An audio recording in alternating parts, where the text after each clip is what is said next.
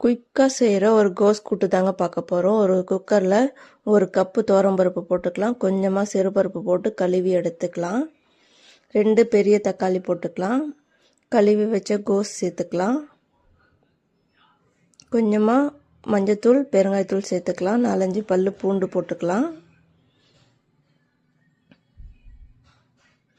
5 பச்சை மிளகாய் உடச்சி சேர்த்துக்கலாம்.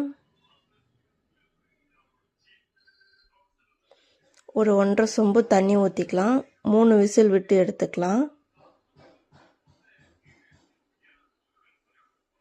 ப்ரெஷர் எடுத்து விடாதீங்க, அப்படியே இருக்கட்டும். அப்போ தான் நல்லா குழஞ்சி வரும். ப்ரெஷர் போனதும் எடுத்துட்டு நல்லா மிக்ஸ் பண்ணி விட்டுக்கலாம். தேவையான அளவு உப்பு போட்டுக்கலாம்.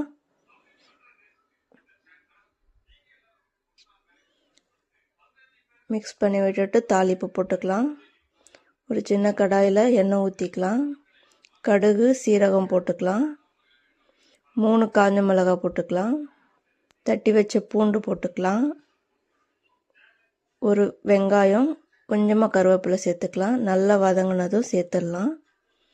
சேர்த்து நல்லா மிக்ஸ் பண்ணி விடும்போது சூப்பரான கோஸ் கூட்டு ரெடி ஆகிடும். சூப்பராக இருக்கும் ஃப்ரெண்ட்ஸ், ட்ரை பண்ணி பாருங்கள்.